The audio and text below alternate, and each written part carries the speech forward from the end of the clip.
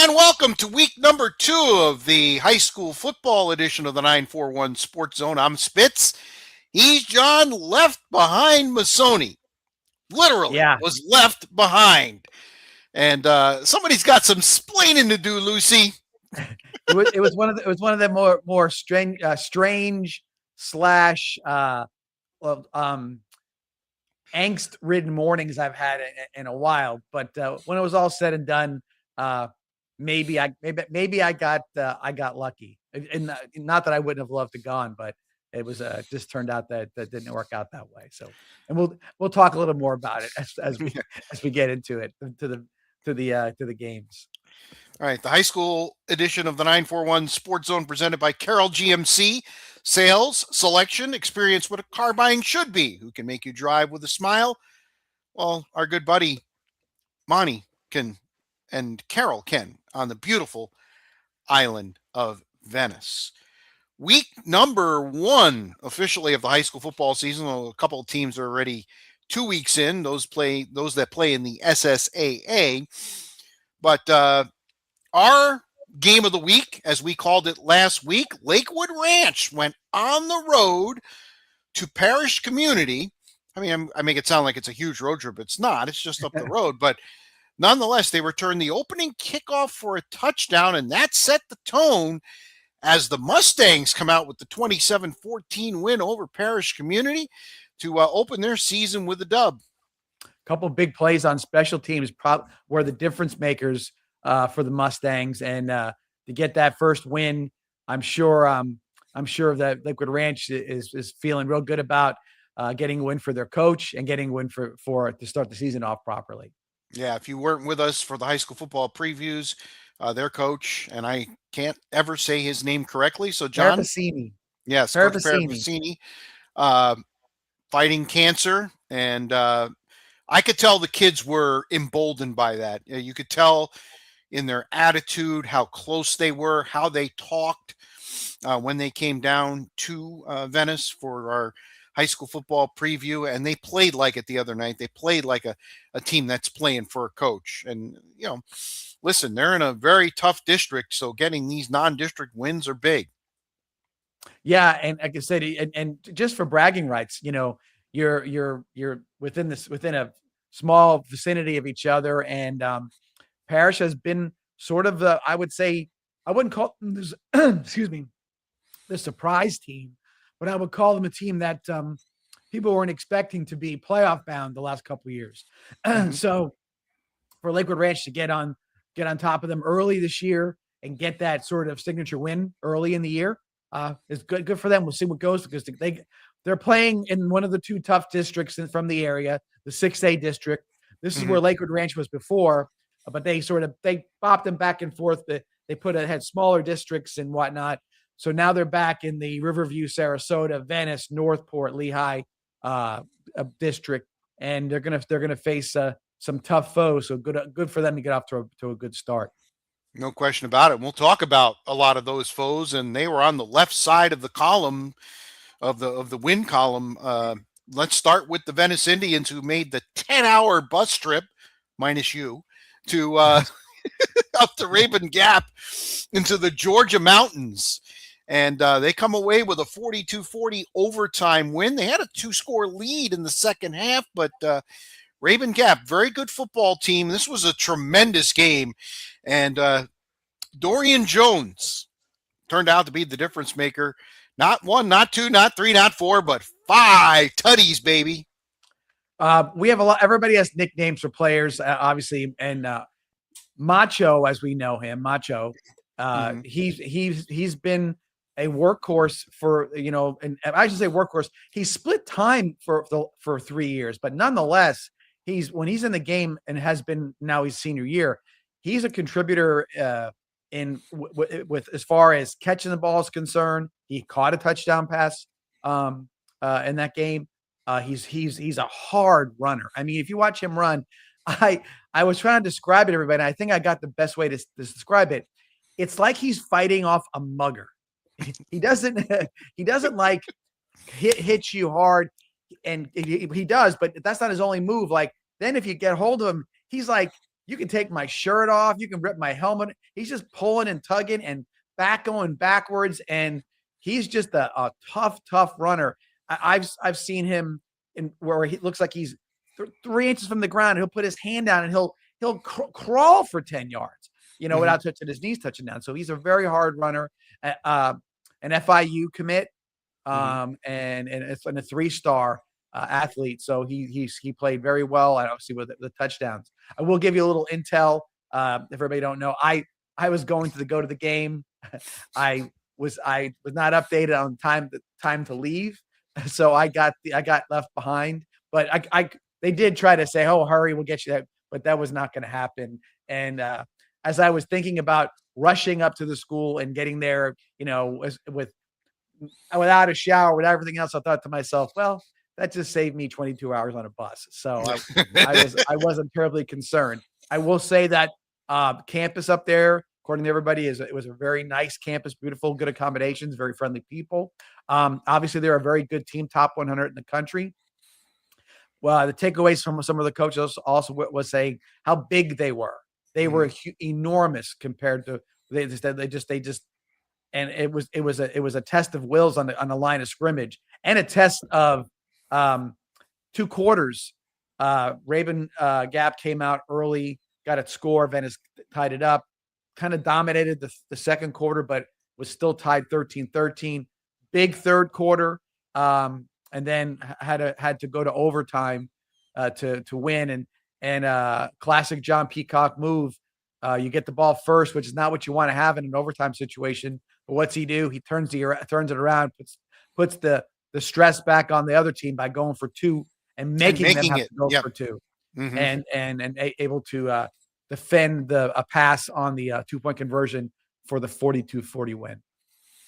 So a big win for Venice. I'm sure it's going to look good with the FHSAA because Venice started the week at 16. John, I haven't seen any rankings as 12, of yet.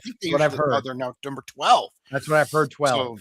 So they're just on the outside looking in. Of course, they've got a couple of big games coming up. Not this week. We'll talk a little bit about their opponent coming up this week. Other teams in their district did very well. Riverview went to Naples and laid down a smackdown, 42-21 over the Eagles. I'll tell you, 2 things there. One, obviously playing Port Charlotte as tough as they did certainly got them ready for Naples, and it sure sounds like Coach Cristiani has got himself a football team. No doubt, and it's a great segue from the first story, Rich, to this story, because there's a bus in this story too. Their bus broke down going to Naples. So we had a weird week for buses, but Coach Cristiani. What I'm noticing, Rich, and you're talking about Cristiani being an ex-defensive tackle in college and in high school, but the offense seems to be really humming for the Rams. And so they've put up some points against Port Charlotte and of course 42 against Naples, and that's not easy to do because Naples is a ball controlled team. They run the veer. I think they still run the veer, as a matter of fact. And so it's a very old school, but very hard to get used to. They're 1 yard, 2 yard, 1 yard, 60. They're that kind of a team. And Riverview seemed like they spread it out a little bit and did a nice job getting a lead and staying there and a very tough place to play. Tradition is very goes way back with Naples High School, and they do a great job there. So it was a big win for Riverview, and I think that'll get the momentum back or start the momentum for the season. Carrillo, their quarterback, had one whale of a game. What was he, like 9 of 10 for 319? Yeah, everything he completed went for a long way. Yeah, and I think to be honest with you, it was I think it was a slow, maybe a little slower start than Coach Cristiani wanted, but he got it, and when they got rolling, they were hard to beat at that point. Sarasota with an impressive win over Bayshore. They led 28-0 going to the fourth, kind of coasted home 35-18. Sailors looking good. They won their kickoff classic game against Hillsborough and follow it up with a nice win over a playoff team from a year ago. Yeah, and we talk about the schools that have all these their 3-4-star, 4-star quarterbacks. Sarasota being one of them. I don't know how long he's going to be a 3-star athlete. To be honest with you, Rich. No. I think it's coming soon where he's going to be a 4-star guy. And his size at that 6'5", 190. Some guys can gain weight overnight. We'll see what he turns into when his senior year comes around. You know what I'm saying? Or I shouldn't say. Yep. So but anyway, he ended up connecting with one of his favorite targets, Mr. Rivers. That he threw for 3, and Mr. Rivers caught 2 for in that situation. So Sarasota off to a good start. Quarterback Bayshore they're starting a freshman right now, so I know it's a little bit tough for them, but nonetheless, I think that they're showing some moxie early on. It's going to be a tough situation for them because the district is going to be so hard as well. Going back to the 3A district, that they're going to have Cardinal Mooney and Southeastern there. So we'll see. It's only game 1. One of the better opponents they're going to face all year. It was Sarasota, and Sarasota proved out to be the team we expect them to be this year. Absolutely. And good on Bayshore for not, 28-0 going to the 4th. You could just kind of start the bus, lay down, maybe gets to 35, and you start a running clock. Instead, they fought hard. Got 18 points in the 4th quarter to make it respectable. And the coach certainly has something to build on there at Bayshore. Speaking of building, Logan Flaherty is building a resume. And it's not throwing the ball. I mean, he had a nice night throwing the ball, no question about it. But 4 more running touchdowns. He's got 8 rushing touchdowns if you count the Kickoff Classic. 63-26 over Cape Coral.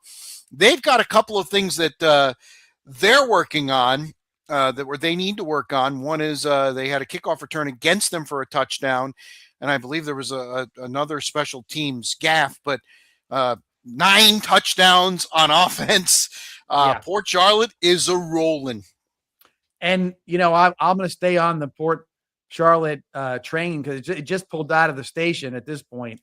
And, with Flaherty being the weapon that he is, the dual threat guy, man, that's tough to defend when you've got a guy who can run around, make plays with his feet, and then he's got a 4-star receiver to throw to when he comes back off the IR. Right. And then a running back who is just built like what. He's a tough looking athlete. 4 tutties for him too. Yeah. So you look at that and you say, okay, here we come. We'll leave a little bit on a little meat on the bone for Port Charlotte for a little later, but I think their schedule now is going to prove out to be helpful as well, because playing some of these tougher games early on, it means a lot. Yes, no question about it. One score that kind of raised an eyebrow, Clearwater Central Catholic went to Palmetto and beat the Tigers 28-24. That was a little bit surprising. Well, I'll say this to you, Rich. Clearwater Central Catholic, I don't know if they're a 1A school. I think they are a 1A school. If not, they're not any higher than a 2A school. Mm-hmm. Boy, they're tough to play in their place. It's a cool little stadium they have. Been there. And it's not the easiest place to play, and they get athletes. I mean, when you see the athletes they have in the field, you say to yourself, it's funny, Rich, how you have with a 1A school, you'll have you have a left tackle that's 6'5", 350, and then you'll have a left guard who's 5'6", 205. You know what I mean? It's like they don't have like the across the line guys, but then you see it. They have athletes that can run to the ball. They hit hard. So if you're not prepared, and you look at the size of the school and who their record in some cases, they always play a very tough schedule. And so and have been to the state finals. I don't know how many times in the last couple of years, but they've been there and just run into a juggernaut 1 year with Miami Chaminade. But yeah, I think that's CCC is for real, and nobody should ever take them lightly. Yeah. A couple of things, correct myself. That was a game at Clearwater. You are right. And they're 2A District 6 this year. Listen to some of these teams they're going to mix it up with. Tampa Catholic, Lakewood, and Berkeley Prep. Those are some pretty darn good football teams.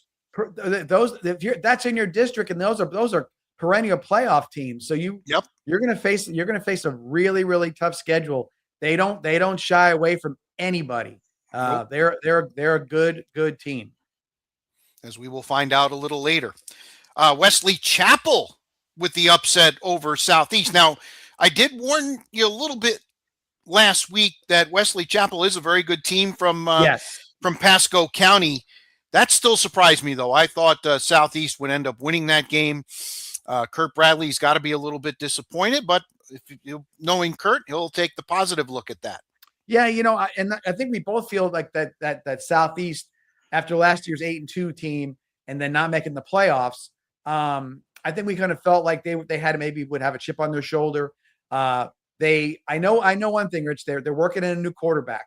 You've got to kind of work him in, get him used to the system. Although he put up some decent stats in the game, and so it's Sumner, Mason Sumner. I am correct with that. So I think you're going to see. I didn't expect a slow start, and maybe not Wesley Chapel. Maybe not be a slow start. Maybe they just played a good game and they deserve to win. But I think Southeast is going to get the ship righted, and they'll be contending for that district championship. Well, they have to take a trip to Hillsboro on Friday, and then they've got Charlotte after that. The Tarpons open their season after getting throttled in the Kickoff Classic by a very good Bishop Verot team. They shut out Fort Myers 21-0 to open their season, and that raised my eyebrow a little bit there. Yes, because Fort Myers, again, I'm just trying to recall from last year. They were a good team last year, and they're a good team every year. They have a huge tradition down there at Fort Myers High School, and that's one of Charlotte's longtime rivals, if I'm not mistaken, Rich. You know as well as I do. And I told you that the schedule's bookended. They open with Fort Myers, one of their most bitter rivals, and they close with Port Charlotte. Right. So, very difficult, and to get that win over Fort Myers was a good way to start the regular part of the season.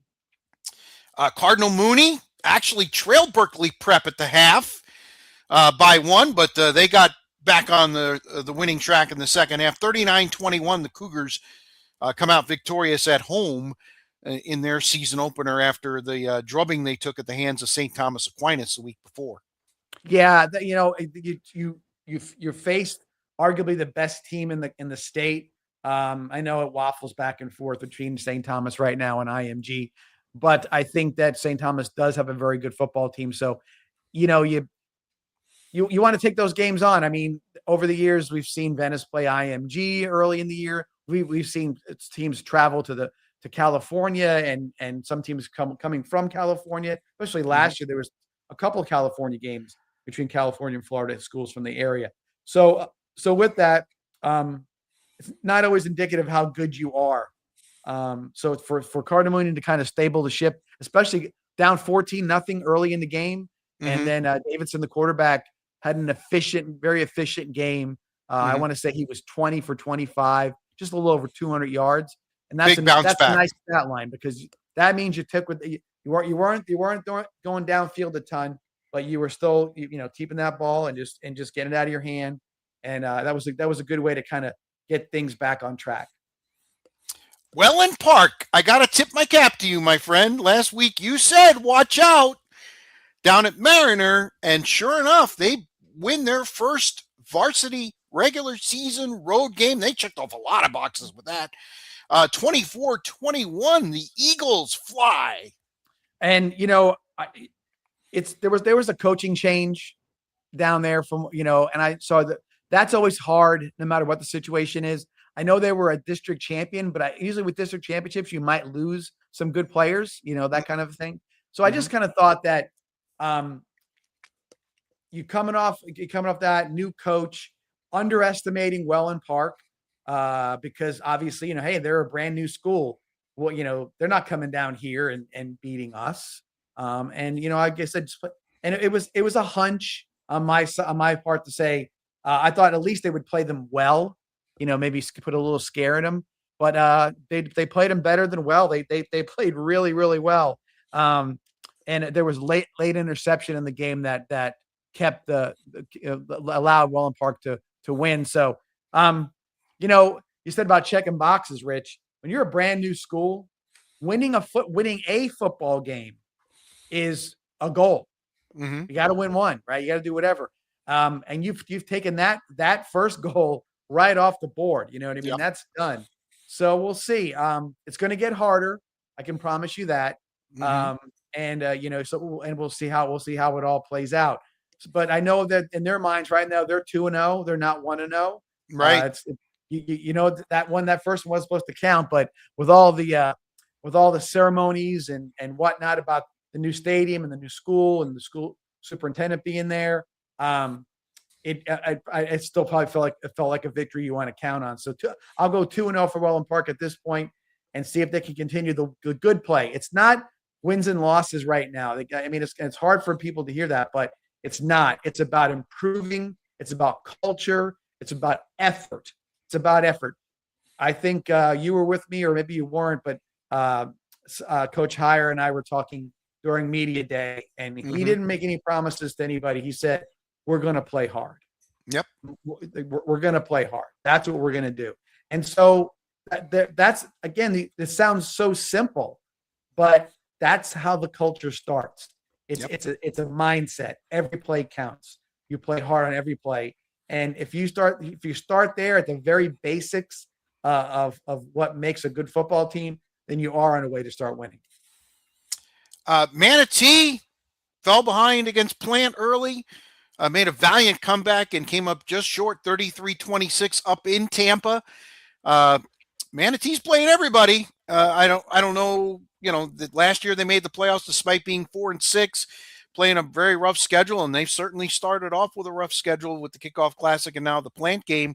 But I'm sure Coach Green has got himself some things that he can build on.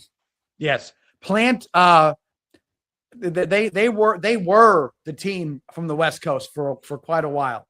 Yep. And I know when Coach Wiener left, there were the coaches changes. I didn't really follow too much, but I know that Plant has been down a bit compared to what they were, 6, 7, 8 years ago. They're not the same. They weren't the same, but it's South Tampa area, or that Tampa area, where you've got a lot of great athletes. Plant is a school it's a destination school for a lot of athletes. You talk about their baseball and their volleyball teams, and you name it. They have a great athletic program there at Plant. So to play them, I don't care when it is, who the coach is, whatever it may be. It's a tough start. And up there, cool environment up there. It's almost like you're playing in somebody's backyard. It's a little bit different. But they got a great fan base, real loud, very much into it. So Manatee going up there, it's not surprising that Plant was able to hold them off. Northport got in the win column after that game against Welland Park, which had to be a little disheartening to get running clocked in the third quarter.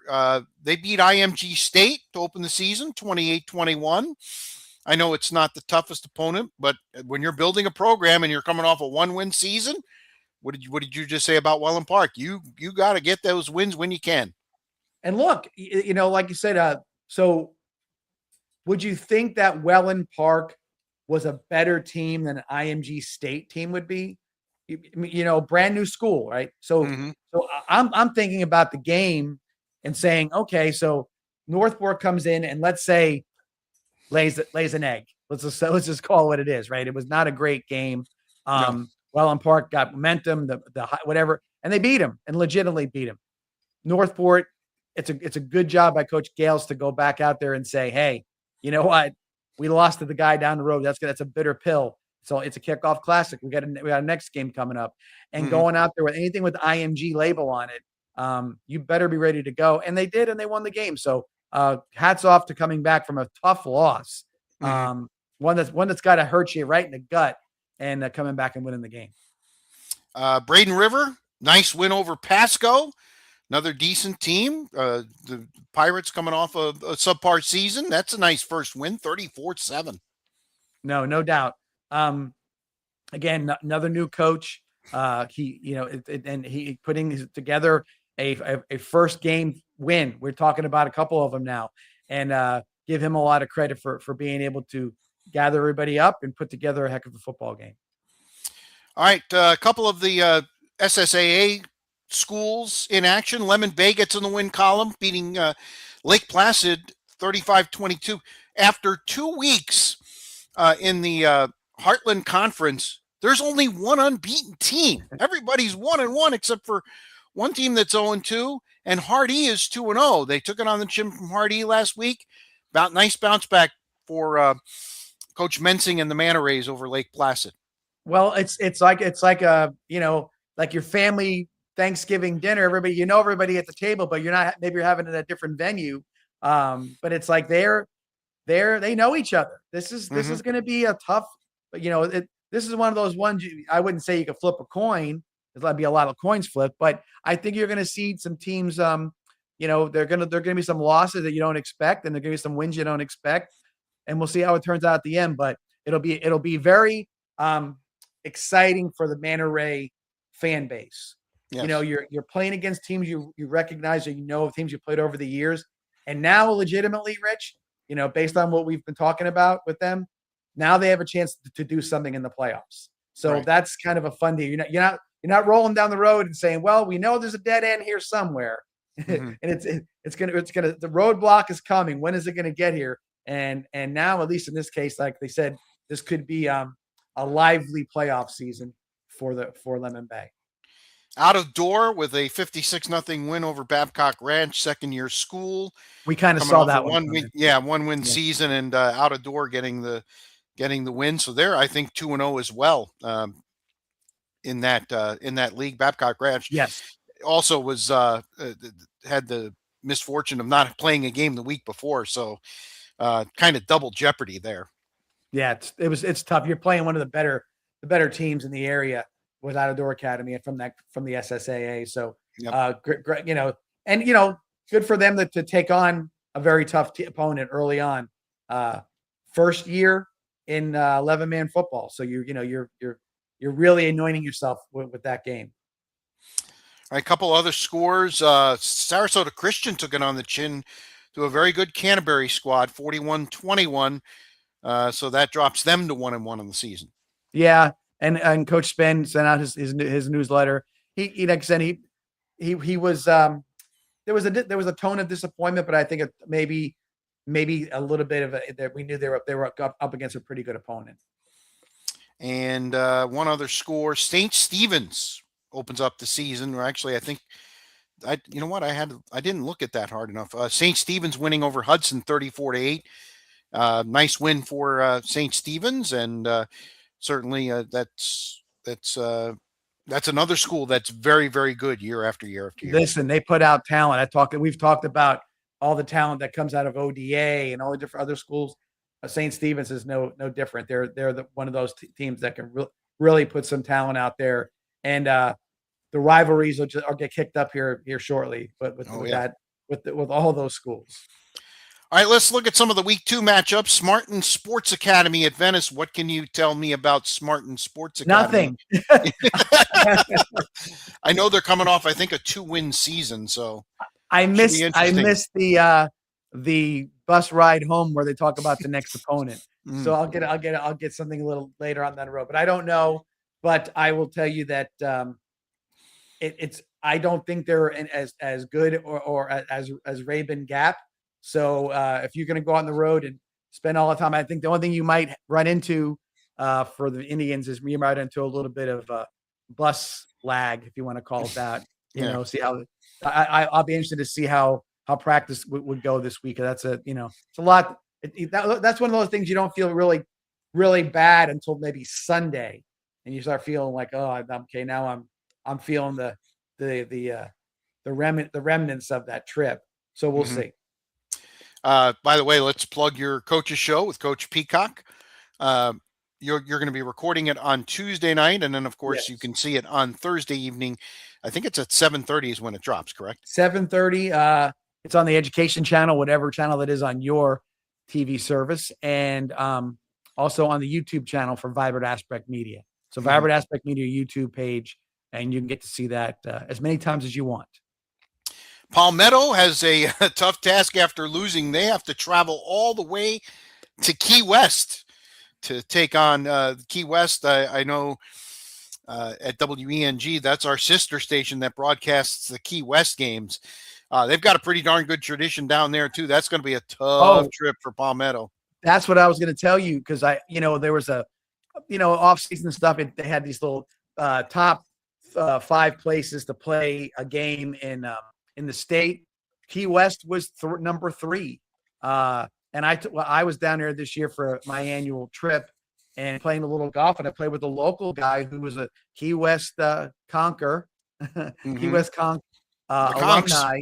And he says, yeah, we all walked to the stadium. It's awesome. He sort of got me all hyped up about it and said, man, that might be a destination one time to go down to Key West and watch a high school football game and enjoy the rest of the day someplace else. But nonetheless, go down there and for a game. The game might not matter by then, John. Yeah, they remembered nothing shuts down until 4:00 in the morning there. So you can make a game and still get 6 hours out if you want to.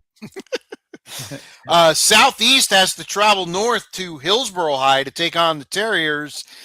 That's going to be an interesting game coming off the loss. I'm sure Kurt Bradley will have the team ready to play, but they're going to need to bring it.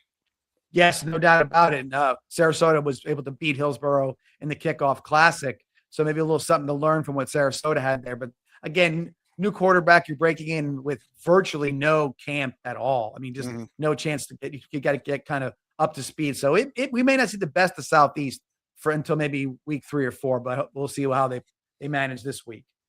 Got a papal battle, if you will. Cardinal Newman at Cardinal Mooney.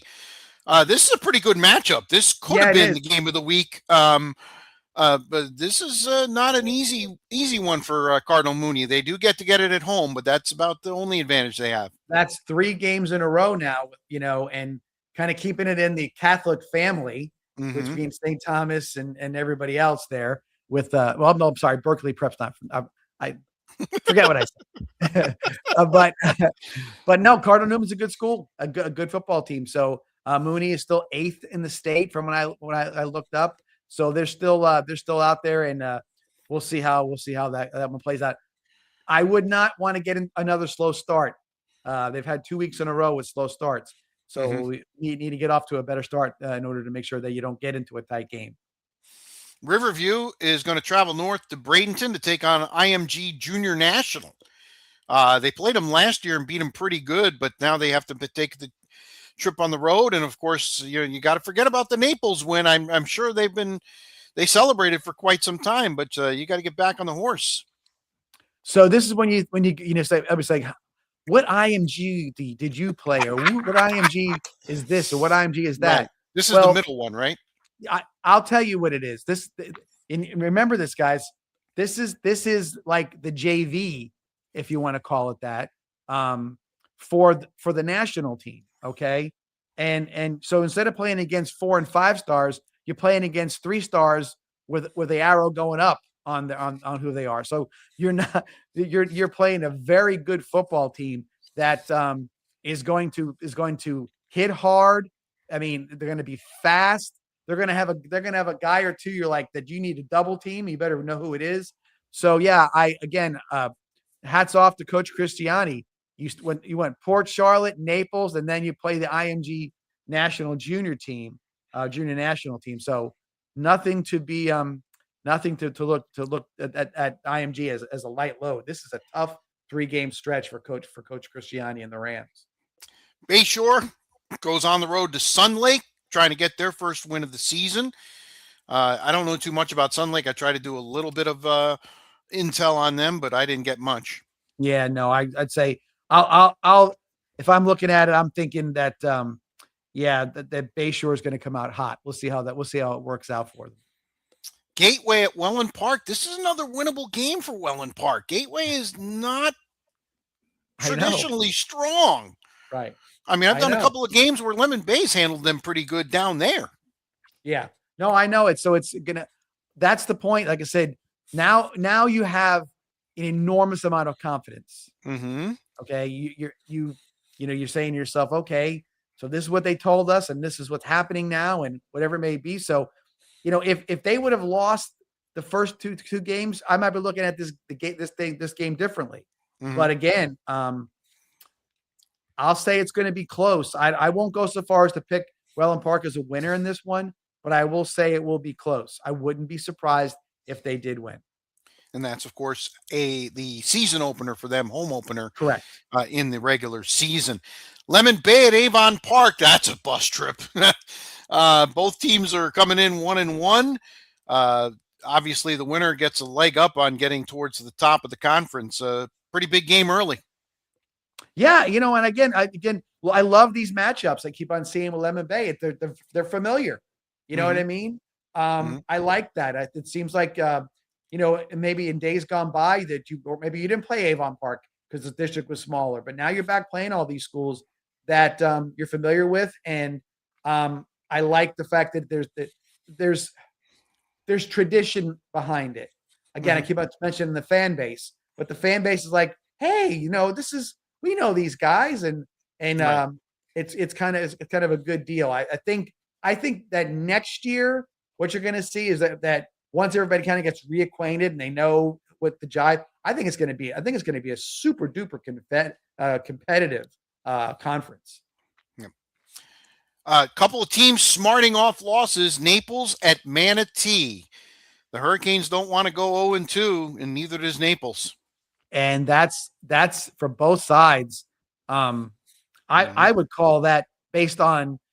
I mean, I like to think what you're going to get from Naples, and Manatee at this point it seems to be a little bit struggling. A new quarterback there with Noah Downs being the quarterback, learning his way in the Manatee system. But Manatee is loaded with athletes, so I would just say, gosh, again, I'm going to say another coin toss on this one because if Naples can play their game, they are hard to beat no matter who you are.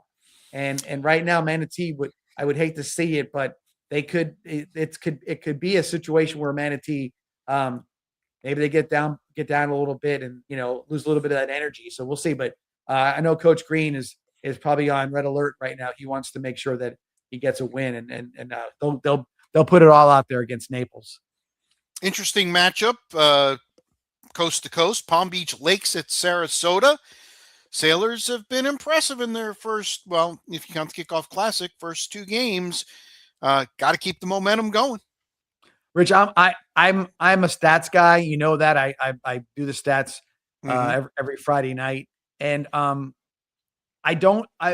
sometimes stats can be misleading because you say, oh, he threw for 300 and he did this and did that, but it was a loss or whatever it may be. Maybe he ran up some yardage late in the game. You don't really know. But I'm gonna follow Sarasota's stats all year. I just think that they can put up some numbers offensively that I think are going to be maybe a little jaw dropping. I really have a feeling about that. And if they can get when you can score at a lot of points, just say when you do that, I'm not saying you want to have a bad defense, but it sure makes your defense a little better. Or you could take some chances on defense, knowing that the offense is going to get you back. So I'm just really interested to see how Sarasota can keep this momentum offensively and keep on spreading the ball around to everybody and seeing how they progress. Again, I don't know Palm Beach Lakes as well as maybe some of the other Palm Beach schools that are out there, but nonetheless, I'm still going to be watching those stats for Sarasota. Gulf Coast at Charlotte. You saw Gulf Coast a couple of weeks ago against Venice. Charlotte's got a shot to be 2-0 here. Yes, they do. And I know Gulf Coast. They had guys. There's no doubt about it. Again, coaching change. So it's been again. It's hard to get everything's cranked up, but they had athletes. So Charlotte can't underestimate this Gulf Coast team. I would think that Charlotte probably could handle them based on what we saw, but don't underestimate the Gulf Coast team. This is an interesting matchup: St. Stephen's and Sarasota Christian. And this is what Coach Spen talked about. Now these rivalries are there. This is going to be one of those rivalries that that you're going to face these teams. St. Stephen's has always seemed to kind of reload, and Sarasota Christian is figuring things out. I think that once the second year at 11-man football, and I think you're seeing the progression of Sarasota Christian. If you twisted my arm, I might say I would suspect that I think that St. Stephen's would win this game, but Sarasota Christian and I think they're on the up. This would be a big rivalry slash boost win for Sarasota Christian. Absolutely. I agree. This is an interesting game. Bear Creek of Colorado is taking on Northport. I believe this game's in Orlando, if I'm not mistaken. Okay. I was looking a little deep into the game, and I believe this is part of some sort of series. So Northport gets to go to Orlando, and obviously Bear Creek of Colorado, who's a very good football team, gets to come and take on the Bobcats. And you sign up for the game, and you got to. It may be a tough road for Northport on this one, but go up there, give it all you got. You've got to test yourself. How are you going to know as the year goes on if you're not? Especially when they were playing an independent schedule for a while, they know they got to get ready for Riverview, Sarasota, and Venice and Lakewood Ranch. They 5 of their games are going to be against they're going to be the underdog in the game. I don't know about how good Lehigh is, maybe 4 of the games for sure. And how better to test yourself than taking on a good opponent in a travel situation. All right. I don't know much about this school, John. I don't even know how to pronounce it. 5A. It's 5A. 5A. Yeah. So I wonder if they're in 5A. I don't know, but they're a relatively. But Braden River, coming off a nice win, now goes to 5A to try to go 2-0. Tough ask. No doubt at all. Out of door is at Cambridge Christian. That looks like a decent matchup. And Babcock Ranch will play Park Ridge Christian. That game is a Saturday night matchup. We're going to have some matchups on Saturdays, and we're going to have some on Thursdays, especially in a couple of weeks with September 11th falling on a Friday. We're going to have a full Thursday night slate of games on September 10th. But it seems like there's 1 or 2 games every week that are either on Thursday or Saturday. Yeah, I saw that too. So there you have it. There's your schedule for week 2 of the high school. We have a game of the week. Oh, that's right. Let's tell the folks what the game of the week is. So a lot of different matchups. Again, you can see Rich and I are stumbling around with some of these teams. We don't know a lot about some of them, but we thought the best matchup this week was Port Charlotte versus Clearwater Central Catholic. Mm-hmm. I didn't put on here. What the heck? No, I remembered it. Don't worry about it, Rich. We're good. But Clearwater Central Catholic, we've talked about them earlier about how hard and what a good team they are. That you don't want to underestimate them. So Port Charlotte, I'm a big advocate right now for Port Charlotte, what they're doing. If they can be impressive against CCC, then man, that's going to be another feather in their cap. I'm think that Port Charlotte should be favored in all their games this year going, and I think they'll be the favorite in this one as well. But it's going to be an interesting game to see because this is one of those games where you can sneak up on you, and you can't let it happen. I would probably tell you that Clearwater Central Catholic's going to come in there respectfully, thinking they're going to win that game. And they're at home, right? Without a shadow of a doubt. On the road, and talk about a tough 2-game stretch, John. Let me. They follow this game up with the First Academy. That's your home opener, right, on September 4th. I know they've had a little bit of controversy there, but they're a factory. That should be a very interesting game too. Yeah, no doubt about it. So again, putting together a tough schedule. Mind you, there's always that about what is the hard schedule to get you in the open division, or is the hard schedule to make you sharper as a team? I think it's more about sharpening your team than it is what some ranking you might get out of this. And I think this is what you're seeing with a lot of teams now. Some of these early season matchups, there are some tough games on these schedules for some of these teams.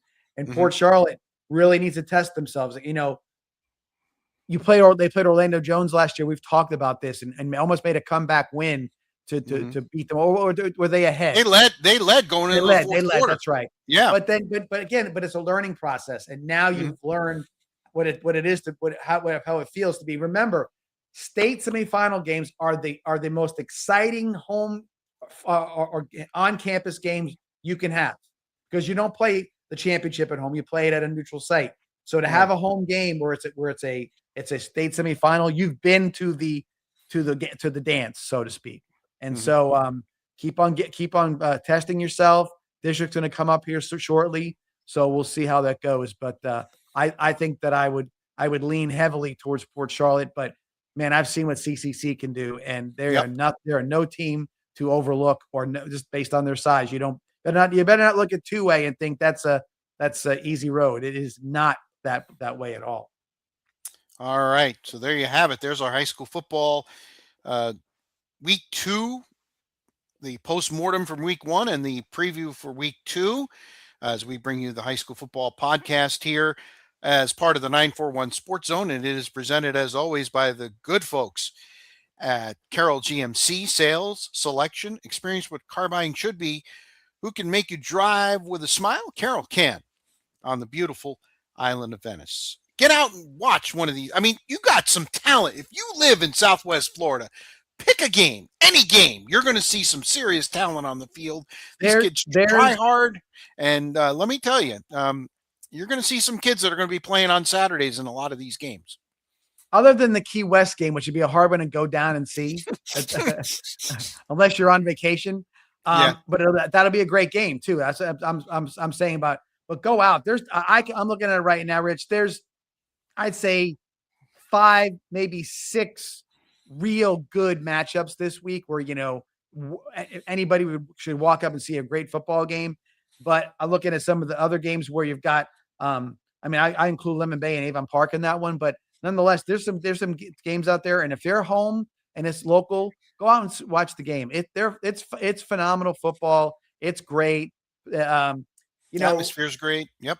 I work in mobile home parks, and all my customers are from different places, Ohio, you name it, Pennsylvania, and a lot of people are in those states up north are about their football, and there's great football up there. I told them, just go to a game or two down here.